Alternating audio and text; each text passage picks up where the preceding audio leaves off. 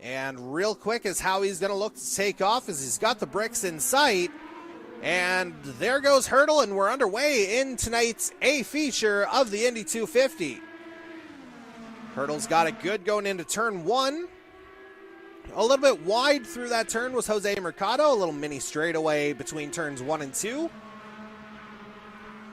As it looks like we got a little bit of early movement here as Cody Cudmore moved up into 13th, as you can see on your screen. And now at the back of this kind of four-person battle to start this first phase of the race, we're on board now with the number 28 of Jason Butler in that yellow DHL mobile. Oh, Butler spins it though. He's into the grass. And what unfortunate timing there for the 28. It doesn't look like he's got sustained damage, but may have just tucked it in a little bit too tight there coming through turn 2. And again, we're going to get another look at just how close these cars are and just how close the top half of the field is now, as that chase pack is caught up to the top 3.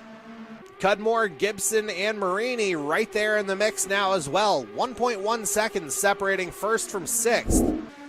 But they're certainly very much within striking distance of the lead as Higginbotham loses it. Higginbotham gets it all wrong out of turn 4. Not sure if there was contact there. I don't think so. Higginbotham obviously upside down.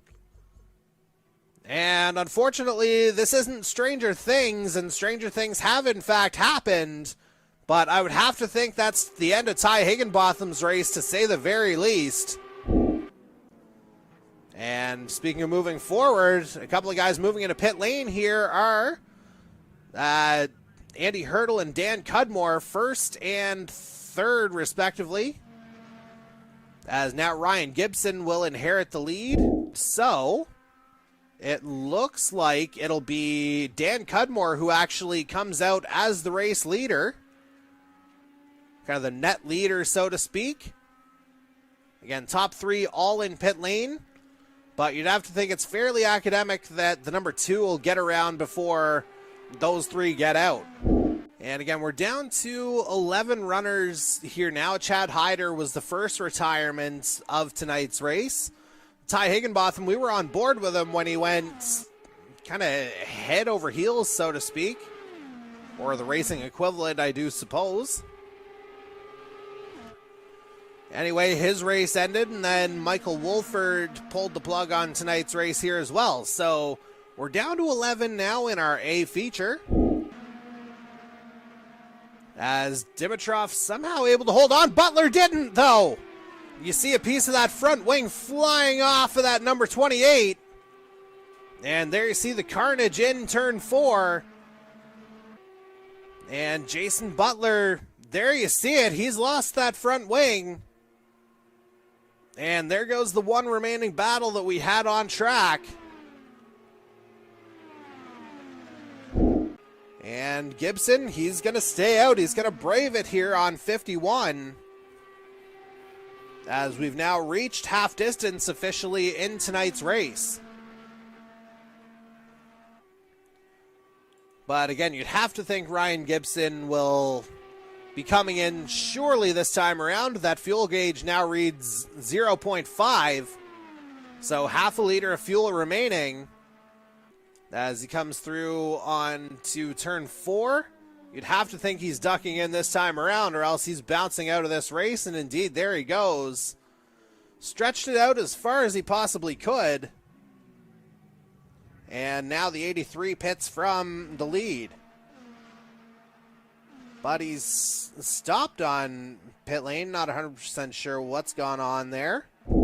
So, yes, that does mean we've had 5 retirements in this A feature so far. And again, they come in the form of Chad Hyder, Ty Higginbotham, Jose Mercado, Michael Wolford, and most recently Ryan Gibson.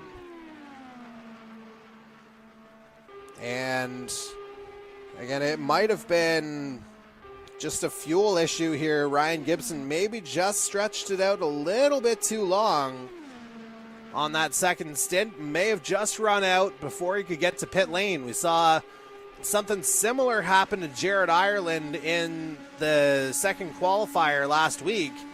And ultimately, that's probably why he's in the B feature tonight instead of the A feature.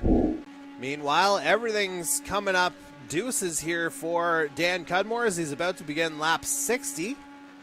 Again, 7.5 seconds now, that gap between himself and Andy Hertel. Meanwhile, at the head of the field, it looks like that gap has gone down just a little bit between Cudmore and Hertel. As a matter of fact, it's dipped down below 5 seconds now. Dan Cudmore leading, Andy Hertel in second. Michael Dimitrov there in third. And meanwhile, race leader Dan Cudmore into the pit lane behind them. So, Hertel going for the undercut for this final stint. Now, Cudmore making his way out of pit lane. Where is Andy Hertel on the start-finish straight? As we begin lap number 76 of tonight's race.